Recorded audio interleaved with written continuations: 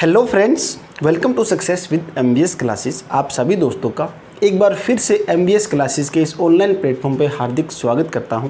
मैं अशोक कुमार आपको करवा रहा हूं इलेक्ट्रिशियन थ्योरी।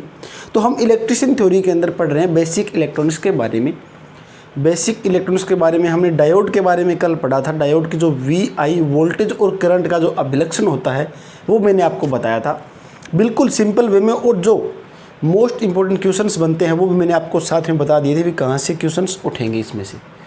आज हम पढ़ने वाले हैं रेक्टिफायर के बारे में, जो कि आपको हेडिंग दिखाई दे रही होगी। रेक्टिफायर होता क्या है, किस काम आता है, किसने इसका सबसे पहले प्रभाव देखा था रेक्टिफायर का। तो मैं बताना चाहूँगा रेक्टिफायर जो है हमारे पास जो भी हमारे इलेक्ट्रॉनिक्स इक्विपमेंट होते हैं, इलेक्ट्रॉनिक्स जो युक्ति होती है, लगभग उनके अंदर हम DC सप्लाई यूज़ करते हैं। लेकिन मोस्टली हमारे पास जो घरों के अंदर सप्लाई होती है वो होती है AC सप्लाई। AC यानी कि अल्टरनेटिंग और DC यानी कि डायरेक्ट करंट। तो क्या होता है, जो हमारे इलेक्ट्रॉनिक्स जो इक्विपमेंट है उनको चलाने के लिए हमें चाहिए DC सप्लाई। तो कुछ हमें ऐसा करना होगा कि जो AC सप्लाई हमारे घर के अंदर है उस AC सप्लाई को DC सप्लाई में हम चेंज कर सकें। तो वो चेंज करने की जो प्रक्रिया करता है, जो रेक्टिफिकेशन करता है, वो कौन करेगा? वो करेगा आपका रेक्टिफायर। ठीक है। सबसे पहले रेक्टिफायर का जो प्रभाव देखा था वो कब देखा गया था? 1883 के अंदर विलियम जेम्स हैमर ने इनका सबसे पहले प्रभाव देखा था। 1883 में विलियम जेम्स हैमर ने इसका प्रभाव देखा था। और ये जो प्रभाव है वो कहाँ देखा गया? ये प्रभाव देखा गया जो थॉमस एडिसन की जो लेबोरेटरी है, एडिसन लेबोरेटरी है हमारे पास, उसके अंदर इसका प्रभाव देखा गया। ठीक है। तो ये आपको पता होना चाहिए। सबसे पहले इसकी मैंने थोड़ी सी आपको हिस्ट्री बताई है, कब रेक्टिफायर का प्रभाव देखा गया। तो कब देखा गया? 1883 के अंदर विलियम जेम्स हैमर ने। कहाँ पर? थॉमस एडिसन की लेबोरेटरी के अंदर। ये मैं दोबारा लिखता हूँ, लेबोरेटरी की स्पेलिंग शायद सही नहीं है, लेबोरेटरी है। ठीक है। अब क्या देखा गया आगे? अब जो रेक्टिफायर का मेन काम क्या बताया मैंने आपको? रेक्टिफायर का मेन काम यही था कि जो हमारे पास AC सप्लाई है, AC सप्लाई को क्या बोलते हैं हम? ये हमारे पास होता है अल्टरनेटिंग करंट। ये होता है अल्टरनेटिंग करंट। और अल्टरनेटिंग करंट को किस में बदल रहा है? ये अल्टरनेटिंग करंट को चेंज कर रहा है DC करंट, यानी कि हमारे पास ये होगा डायरेक्ट करंट। अल्टरनेटिंग करंट है उसको हम कुछ इस तरह से दर्शाते हैं। ठीक है। और डायरेक्ट करंट है हमारा, ये हमारा डायरेक्ट रहेगा, एकदम सीधा रहेगा। तो ये आपको बेसिक बातें पता है रेक्टिफायर के बारे में। AC करंट को किस में चेंज कर रहा है? डायरेक्ट करंट के अंदर चेंज कर रहा है। अब आगे हमें क्या किया? हमने देखा जो पावर, इसकी जो हमारे पास अलग अलग प्रकार के पावर डिवाइस की ज़रूरत होती है इसके अंदर। रेक्टिफायर के अंदर जो प्रोसेस होता है हमारा, सबसे पहले हम कौन से इक्विपमेंट को लगाएंगे, उसके बाद हमें रेक्टिफायर लगाएंगे, उसके बाद क्या है, उसको फिल्टर करना होगा, फिर उसको हमें क्या करना होगा, सप्लाई को, वोल्टेज को कम या ज़्यादा करना होगा। ठीक है। ये मैं पूरी आपको युक्ति अभी बताने वाला हूँ। तो हमारे पास आगे दिया हुआ है, हमें यह AC सप्लाई को DC सप्लाई में बदलने के लिए हमें पावर सप्लाई की ज़रूरत होती है। आपको पता है हमारे पास कौन सी सप्लाई की ज़रूरत होगी? हमारे पास क्या ज़रूरत होगा? पावर सप्लाई जो है हमारे घरों के अंदर, उसकी ज़रूरत होती है। पावर सप्लाई के अंदर कौन कौन से इक्विपमेंट लगे होंगे? सबसे पहले नाम आपको पता होना चाहिए। सबसे पहला नाम हमारा होगा, उसको नाम दिया गया ट्रांसफॉर्मर। दूसरा नाम आपको पता होना चाहिए, दूसरा नाम मेरे पास है रेक्टिफायर, जो कि हम पढ़ रहे हैं। तीसरा नाम मेरे पास है, इसको बोलते हैं फिल्टर। ठीक है। और फोर्थ वन है हमारे पास, ये होता है स्टेबलाइज़र। ठीक है। वोल्टेज लेवल को कम या ज़्यादा करने के लिए स्टेबलाइज़र, या फिर हम लिख सकते हैं यहाँ पर वोल्टेज रेगुलेटर। ठीक है। ये चार चीज़ें हमें ज़रूरत होती है पावर सप्लाई के हमें सर्किट को कंप्लीट करने के लिए। तो मैं आपको स्टेप बाय स्टेप बता रहा हूँ। अब हम पावर सर्किट के कंप्लीट को किस तरह से कंप्लीट करेंगे देखते हैं। तो मैंने आपको 4 इक्विपमेंट बताए कौन कौन से। सबसे पहला है ट्रांसफार्मर, उसके बाद है रेक्टिफायर, उसके बाद है हमारे पास फिल्टर लगेंगे, और फिल्टर के बाद हमें लगाना है वोल्टेज रेगुलेटर को। तो मैं सबसे पहले आपको बताना चाहूँगा पावर सप्लाई के लिए हमारे पास जो ब्लॉक डायग्राम बनेगा उसके बारे में। ठीक है, पावर सप्लाई के लिए सबसे पहले हमें देखना है ब्लॉक डायग्राम की। तो सबसे पहले मैंने आपको क्या बताया था, सबसे पहले हमारे पास होगा ट्रांसफार्मर। ये हमारे पास मान लीजिए ट्रांसफार्मर है, इसको हमने सप्लाई दे दी। ट्रांसफार्मर यहाँ पर क्या काम कर रहा है हमारा, यहाँ से हमने सप्लाई दी है इसको 220 वोल्टेज 50 हर्ट्ज़, यहाँ पर सिंगल फेज सप्लाई है। ट्रांसफार्मर क्या काम करेगा, स्टेप अप काम कर सकता है या फिर स्टेप डाउन का काम करेगा। ठीक है, तो यहाँ पर इसका मेन काम क्या होता है, वोल्टेज लेवल को बढ़ाना या फिर हमें वोल्टेज लेवल को डाउन करना। ठीक है, ये हमारा काम है ट्रांसफार्मर का सबसे पहले। उसके बाद हमारे पास क्या होगा, ट्रांसफार्मर के बाद जो ये सप्लाई है वो हम देंगे किसके अंदर, वो हमारी सप्लाई चली जाएगी रेक्टिफायर के अंदर। रेक्टिफायर, यहाँ पर हमारे पास सप्लाई है एसी सप्लाई। रेक्टिफायर में बदलने के बाद, रेक्टिफायर में पहुँचने के बाद हमारी सप्लाई आउटपुट में क्या मिलेगी हमें, यहाँ पर हमें मिल जाएगी कौन सी, डीसी सप्लाई। तो रेक्टिफायर ने क्या काम किया, यहाँ पर रेक्टिफायर ने एसी सप्लाई को डीसी में बदल दिया। ठीक है, ये काम हुआ रेक्टिफायर का। अब रेक्टिफायर के बाद जो हमारे पास क्या होंगे, रेक्टिफायर के बाद हमारे पास लगे होते हैं फिल्टर्स। फिल्टर क्या काम करते हैं, फिल्टर क्यों लगाते हैं हम, जो हमारे पास इसने रेक्टिफायर ने क्या काम किया, एसी सप्लाई को डीसी में बदल दिया, लेकिन डीसी के साथ कुछ ना कुछ हमारे पास कंपोनेंट जो है एसी के कंपोनेंट बचे हुए होते हैं। तो उन कंपोनेंट को दूर करने के लिए हम फिल्टर लगाते हैं, जो कि हमारे एसी के कुछ ना कुछ कंपोनेंट होते हैं, उनको दूर करने के लिए फिल्टर लगाया जाएगा। और फिल्टर के बाद हमारे पास क्या होगा, फिल्टर के बाद हमारे पास होता है ये वोल्टेज रेगुलेटर। वोल्टेज रेगुलेटर यानी कि हमारे पास जो वोल्टेज लेवल है उसको कम या ज़्यादा करने के लिए हम वोल्टेज रेगुलेटर यहाँ पर लगा देते हैं। जितनी हमें आगे पावर चाहिए, सप्लाई चाहिए, वो आगे हम ले सकते हैं। ठीक है, तो फिल्टर का काम क्या हुआ, फिल्टर का काम हुआ स्मूथ करने के लिए, सप्लाई को बिल्कुल प्योर करने के लिए। ठीक है, ये काम होता है हमारा फिल्टर का। तो ये बेसिक सा डायग्राम मैंने आपको बताया किसका, पावर सप्लाई का बेसिक डायग्राम हमारा। सबसे पहले हमने यहाँ पर सिंगल फेज 220 वोल्ट 50 हर्ट्ज़ दी है। उसके बाद हमें आउटपुट मिली है, क्या आउटपुट मिली है हमें, यहाँ पर आउटपुट मिली है डीसी सप्लाई। ठीक है, डीसी सप्लाई हम कितनी ले सकते हैं, यहाँ पर कम या ज़्यादा करके वो अपने अकॉर्डिंग होगा, जितनी हमें वैल्यू चाहिए उतनी हम वैल्यू लास्ट में ले सकते हैं। ठीक है, ये मैंने आपको बताया ब्लॉक डायग्राम पावर सप्लाई के बारे में।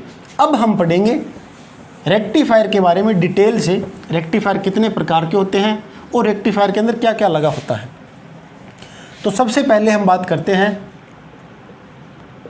रेक्टिफायर के टाइप्स। रेक्टिफायर के टाइप्स कौन कौन से होंगे, सबसे पहला हमारा रेक्टिफायर का टाइप होता है हाफ वेव। सबसे पहला होगा हाफ वेव रेक्टिफायर। दूसरा मेरे पास होता है इसके अंदर फुल वेव रेक्टिफायर। अब फुल वेव रेक्टिफायर है, इसके अंदर आगे 2 टाइप और दे रखे हैं आपको। फुल वेव के अंदर एक टाइप सबसे पहला होगा हमारा कौन सा, सेंटर टैप्ड ट्रांसफार्मर। ठीक है, सेंटर टैप्ड ट्रांसफार्मर रेक्टिफायर, ये हमारे पास कौन सा है, किसका टाइप है, फुल वेव का टाइप है। ये एग्जाम के अंदर पूछा जाता है इस टाइप के क्वेश्चंस भी। और दूसरा हमारे पास टाइप है इसके अंदर कौन सा, ब्रिज टाइप रेक्टिफायर। ये 4 टाइप मैंने आपको बताए हैं, 4 नहीं सॉरी 3 ही है। वैसे तो 2 टाइप है हमारे, हाफ वेव और फुल वेव के। फुल वेव को आगे 2 भागों में बांट रखा है इन्होंने, सेंटर टैप ट्रांसफार्मर रेक्टिफायर और ब्रिज टाइप रेक्टिफायर के अंदर हमने इसको बांट रखा है। ठीक है, तो हम एक एक करके चर्चा करते हैं। सबसे पहले देखते हैं हम हाफ वेव रेक्टिफायर के बारे में। तो हाफ वेव रेक्टिफायर का मतलब क्या हुआ इसके अंदर, सबसे पहले डायग्राम, हाफ वेव रेक्टिफायर का मतलब यही हुआ कि हमारे पास ये है ट्रांसफार्मर जो कि मैंने यूज़ कर रखा है, स्टेप डाउन ट्रांसफार्मर है मेरे पास। ये स्टेप डाउन है तो प्राइमरी वाइंडिंग्स ज़्यादा होगी और सेकेंडरी टर्न्स हमारे पास क्या होंगे, कम होते हैं, ये तो आपको पता होगा। अब यहाँ पर क्या होगा, एक हम लगाते हैं डायोड, ये मैंने लगा दिया डायोड। उसके बाद यहाँ पर मेरे पास क्या होगा, ये लगा है यहाँ पर लोड, ये हमने लगा दिया यहाँ पर लोड, जिसको नाम दिया RL के नाम से, RL लोड है ये है डायोड जिसको नाम दे दिया D1। डायोड का ये पॉइंट होगा कौन सा, एनोड। दूसरा पॉइंट कौन सा होता है, दूसरा होता है कैथोड। ठीक है, यहाँ पर हम सप्लाई जो ले रहे हैं, सप्लाई हमारी कौन सी होगी, यहाँ पर सप्लाई होगी AC सप्लाई। कौन सी AC सप्लाई होगी, 220 वोल्ट 50 हर्ट्ज जो सप्लाई हम यहाँ से दे रहे हैं ट्रांसफार्मर को। तो ये ट्रांसफार्मर कौन सा है, ये है स्टेप डाउन, हमने यूज़ कर रखा है। ठीक है, और ये हमारे पॉइंट है A पॉइंट और ये मान लिए मैंने B पॉइंट। अब सबसे पहले इसका काम क्या होगा, हमारे पास जो हाफ वेव रेक्टिफायर है इसका मेन काम क्या हुआ, इसके अंदर सबसे पहले आपको पता होना चाहिए पहला पॉइंट क्या होगा, फर्स्ट पॉइंट, इसमें एक डायोड, ठीक है, इसमें सिर्फ हम एक डायोड लगाते हैं, एक डायोड यूज करते हैं। ठीक है, सबसे पहला पॉइंट आपका क्लियर हुआ। उसके बाद ये जो ट्रांसफार्मर की बात है वो तो सभी में होगा, हमारे पास हाफ वेव में है, फुल वेव में भी है और ब्रिज टाइप रेक्टिफायर के अंदर भी होगा, सेंटर टाइप में, सभी में होगा जो हमारा ट्रांसफार्मर है वो। तो अब हमने क्या किया, इसमें एक ही हमने डायोड लगाया है। अब हमारा इसके अंदर जो अलग अलग वैल्यूज़ बनती है हाफ वेव के अंदर, जो हमारी आउटपुट वैल्यू बनेगी, आउटपुट करंट कितना होगा, हमारे पास औसत जो करंट है वो कितना होगा, उनके बारे में हम थोड़ी चर्चा करते हैं। तो क्या है, इस रेक्टिफायर के अंदर जो औसत आउटपुट करंट होगा, औसत आउटपुट जो हमारा करंट होगा वो कितना होता है इस रेक्टिफायर के अंदर। तो हाफ वेव है, हाफ वेव के अंदर क्या होगा, हाफ वेव के अंदर Im बटा में पाई, ये होता है औसत आउटपुट करंट। अगर यहाँ से आपको औसत की बजाय यहाँ से आपको पूछ ले RMS आउटपुट करंट कितना होगा, ये भी पूछ सकते हैं एग्जाम के अंदर, RMS आउटपुट करंट पूछ ले तो आप क्या करोगे, Im बटा में 2 करना है आपको, हाफ वेव है तो हाफ करना है डायरेक्ट Im का। ठीक है, ये बात आपको पता चली। दो बातें इंपॉर्टेंट बात है ये वाली, औसत आउटपुट करंट कौन सा है Im बटा पाई, और RMS आउटपुट करंट कौन सा है Im बटा में 2। ठीक है, ये समझ में आ गया। उसके बाद क्या दिया हुआ मेरे पास, उसके बाद दिया हुआ है रिपल फैक्टर। रिपल फैक्टर कितने होंगे, हाफ वेव रेक्टिफायर के रिपल फैक्टर कितने होते हैं, ये होता है 1.21। अब यहाँ पर आपके माइंड में क्वेश्चन क्या उठेगा कि रिपल फैक्टर होते क्या हैं। सबसे पहले आपको ये पता होना चाहिए रिपल फैक्टर क्या होते हैं। रिपल फैक्टर क्या होते हैं कि हमने क्या किया, यहाँ से AC सप्लाई यहाँ पर दी है हमने, AC सप्लाई देने के बाद ये पूरा रेक्टिफायर का सर्किट है, AC सप्लाई यहाँ से दी हमने, लास्ट में लोड के ऊपर हमारे पास कौन सी सप्लाई होनी चाहिए, DC सप्लाई हमें मिलनी चाहिए। लेकिन हमें प्योर DC सप्लाई ना मिलकर यहाँ पर कुछ न कुछ AC सप्लाई के हमें जो कंपोनेंट है वो मिल जाते हैं। तो जो AC सप्लाई की कुछ ना कुछ कंपोनेंट है उन्हीं को बोलते हैं हम रिपल फैक्टर। समझ में आ गया, एक बार फिर से देखते हैं रिपल फैक्टर क्या होगा। रिपल फैक्टर हमारे पास क्या है, आउटपुट DC सप्लाई के साथ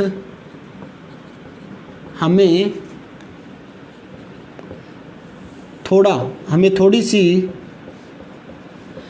AC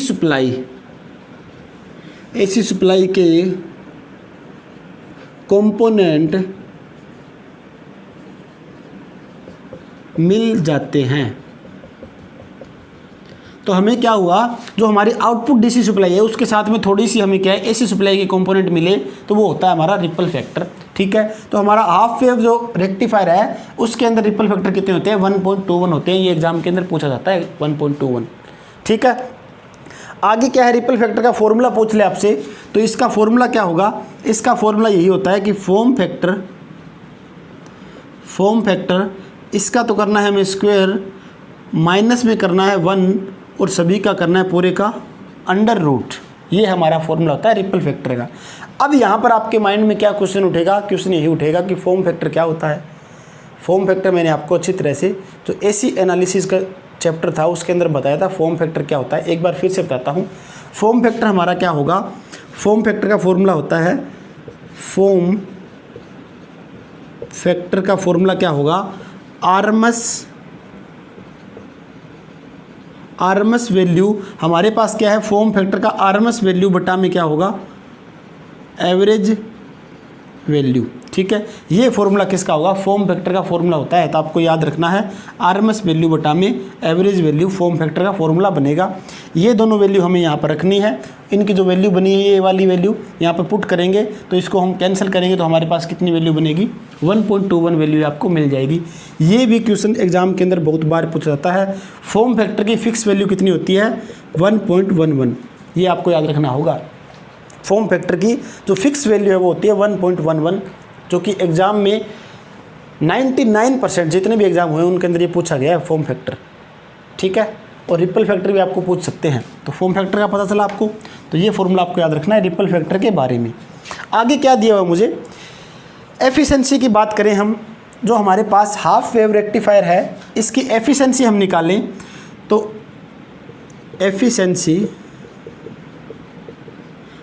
एफिशिएंसी क्या होगा हाफ वेव रेक्टिफायर की, जो हमारे पास एफिशिएंसी निकालते हैं हम, पावर जो हमारे पास आउटपुट में है, आउटपुट में पावर कौन सी है, आउटपुट में हमारे पास डीसी पावर है, और इनपुट हमने क्या दिया है, इनपुट हमने दी है एसी सप्लाई।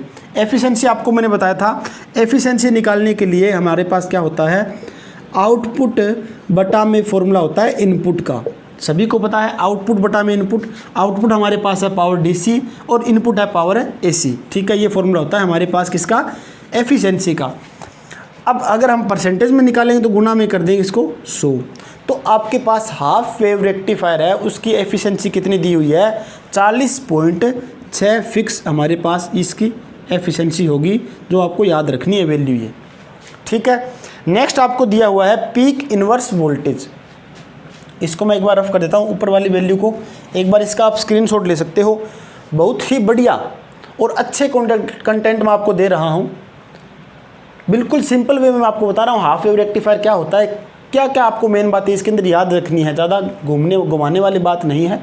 ठीक है, बिल्कुल सिंपल वे में आपको समझा रहा हूँ हाफ वेव रेक्टिफायर क्या होता है। पूरा हम रेक्टिफायर को इजीली समझेंगे और उम्मीद करूँगा आपको सब कुछ अच्छी तरह से समझ भी आ जाएगा। बस एक बार आप वीडियो को अच्छी तरह से बिल्कुल ध्यान से देखें और अपने नोट्स साथ साथ में तैयार करते रहें। आगे क्या दिया हुआ, नेक्स्ट पॉइंट दिया हुआ है पीक इनवर्स वोल्टेज। ये भी बहुत बार पूछा जाता है। अभी दिल्ली मेट्रो शायद एग्जाम हुआ था डीएमआरसी का, उसके अंदर ये क्वेश्चन पूछा गया था, पीक इनवर्स वोल्टेज जिसे लिखते हैं PIV से। तो हमारे पास हाफ वेव रेक्टिफायर के अंदर जो पीक इनवर्स वोल्टेज होता है वो क्या होगी, VM यानी कि मैक्सिमम वोल्टेज है वही मानी जाती है। ठीक है, तो ये बात हमारे पास हुई किसकी, पीक इनवर्स वोल्टेज की। अब इसकी थोड़ी सी हम वेव फॉर्म की बात करें तो वेव फॉर्म किस तरह से बनेगी। हमारे पास जो हाफ वेव रेक्टिफायर है, सबसे पहले हमने ये इनपुट दी है। ठीक है, ये हमने इनपुट दे दी इसके अंदर, ये हमारे पास क्या है, इनपुट सप्लाई है। ये थीटा होगा, यहाँ पर जो पॉइंट है हमारी सबसे पहले ये है इनपुट वोल्टेज। ठीक है, इसको मैंने Vin नाम दिया है, V इनपुट के नाम से। यहाँ पर जो हमारी वोल्टेज बनेगी वो बन रही है V आउट के नाम से। ठीक है, ये आउटपुट बनाएंगे हम। आउटपुट हमने इनपुट ये दी है, आउटपुट हमें क्या मिल रही है लोड के ऊपर। ठीक है, वो हम देख रहे हैं। अब क्या है आपके पास जो हाफ वेव रेक्टिफायर है, इसकी मैं वर्किंग आपको बताता हूँ अभी किस तरह से काम करेगा ये। सबसे पहले हमने क्या किया, यहाँ पर हमने एसी सप्लाई दी है। एसी सप्लाई देने के बाद ट्रांसफार्मर इसको सप्लाई को डाउन कर देगा। डाउन करने के बाद हमारे पास पॉजिटिव यहाँ है, नेगेटिव यहाँ है। ये पॉजिटिव नेगेटिव डायरेक्ट कहाँ पर आएंगे, ए पॉइंट पे पॉजिटिव आएगा, बी पॉइंट पे हमारे पास नेगेटिव पहुँचेगा। फिर क्या होगा, पॉजिटिव हमारे पास एनोड के पास पहुंचा और कैथोड के पास कौन सा पहुंचा है, नेगेटिव। तो हमारा डायोड किस तरह काम कर रहा है, डायोड हमारा काम कर रहा है फॉरवर्ड बायस कंडीशन के अंदर। तो आपको पता है फॉरवर्ड के अंदर हमेशा धारा फ्लो होती है, रिवर्स के अंदर नहीं होती। तो इस कंडीशन में हमारा जो डायोड है वो काम कर रहा है और लोड पे हमारे पास सप्लाई पहुंचेगी, जो डीसी सप्लाई है वो मान लीजिए हमारे पास ये सप्लाई यहाँ पर पहुँच चुकी है। ठीक है, अब क्या हुआ, दूसरे टाइप हमने क्या किया, अब यहाँ पर नेगेटिव सप्लाई हुई और ये हो गई हमारी पॉजिटिव। तो अब क्या होगा, ये पॉजिटिव यहाँ पर मिली है, नेगेटिव यहाँ पर मिली है, एनोड को नेगेटिव मिली और कैथोड को कौन सी सप्लाई मिली है, पॉजिटिव। तो हमारे पास ये कंडीशन कौन सी बन जाती है, ये कंडीशन बन जाती है रिवर्स बायस की। तो अब आपको पता है क्या रिवर्स बायस में धारा फ्लो होती है, नहीं होती। तो हमारा ये वाला जो बॉक्स रहेगा वो खाली रहेगा। ठीक है, उसके बाद दोबारा मैं वही चेंज करता हूँ सिस्टम कि यहाँ पर मेरे पास प्लस सप्लाई आई और ये माइनस, ये प्लस पहुँचेगा, ये माइनस पहुँचेगा। तो ये हमें जो सप्लाई है वो यहाँ पर मिल जाती है। इसी तरह से आगे वाले में हमें ये नेगेटिव पॉइंट नहीं मिलेगा, डायरेक्ट इस तरह से आगे हमें मिलती रहेगी। ठीक है, तो ये इसकी वेवफॉर्म है, आउटपुट वेवफॉर्म। यहाँ पर हमारे पास ये होती है मैक्सिमम वोल्टेज, जो हमने वीएम लिखा है, पीक इन्वर्स वोल्टेज जो है वो। ठीक है, ये हमारे पास डायरेक्ट मिल रही है वीएम। और अब इसके अंदर नेगेटिव सप्लाई नहीं है तो ये हमारे पास आउटपुट मिल रही है D1 की, ये आउटपुट है, D1 की ये है, D1 की ये आउटपुट है। तो ये इसकी आप वेव फॉर्म देख सकते हो किस तरह से हमारा रेक्टिफायर काम कर रहा है हाफ वेव का। बिल्कुल सिंपल है, आपको बस पॉजिटिव नेगेटिव देखना है डायोड कौन सा काम कर रहा है, डायोड किस कंडीशन में है, फॉरवर्ड में या रिवर्स कंडीशन में है। ठीक है, ये आप देखोगे तो आपको पता चलेगा। अब ये पॉजिटिव है तो हमारे पास कौन सा होगा, ये हमारे पास फॉरवर्ड बायस के अंदर होगा। अगर नेगेटिव पॉजिटिव हो तो रिवर्स बायस के अंदर हो जाएगा। मैंने सबसे पहले आपको बायसिंग बताई थी, किस तरह से बायसिंग करते हैं, तो आपने समझ लिया होगा। तो ये हमारे पास कंप्लीट हुआ कौन सा, हाफ वेव रेक्टिफायर का। आगे हम कल पढ़ेंगे फुल वेव रेक्टिफायर के दोनों टाइप्स करेंगे, सेंटर टाइप और ब्रिज टाइप के बारे में। इसी तरह से बिल्कुल मैं आपको एग्जाम में जो पॉइंट्स आने वाले हैं वही मैं आपको बता रहा हूँ, बिल्कुल सिंपल वे में आराम से हम कर रहे हैं, बिल्कुल धीरे धीरे। अच्छा लगे तो लाइक ज़रूर करें वीडियो को और अपने तमाम दोस्तों के साथ इसे शेयर ज़रूर करें। जितने भी स्टूडेंट्स हमारे साथ नए जुड़ रहे हैं वो एक बार चैनल को सब्सक्राइब ज़रूर करें और हमारे चैनल को ग्रो होने में आप अपना सहयोग ज़रूर करें। ठीक है, तो मैं आपको बेस्ट से बेस्ट कंटेंट देता रहूँगा। जिस भी स्टूडेंट्स को PDF की ज़रूरत हो या किसी प्रकार के कोई नोट्स की ज़रूरत हो तो आप हमें बताइए। मैं आपको मेरे पर्सनल नंबर दे रहा हूँ 8059358967। इस नंबर पे आप मुझे व्हाट्सअप कर सकते हो। ठीक है, तो मिलते हैं नेक्स्ट लेक्चर के अंदर। दोनों पढ़ेंगे फुल वेव के अंदर सेंटर टाइप और ब्रिज टाइप का। तो आज के लिए इतना ही, धन्यवाद दोस्तों।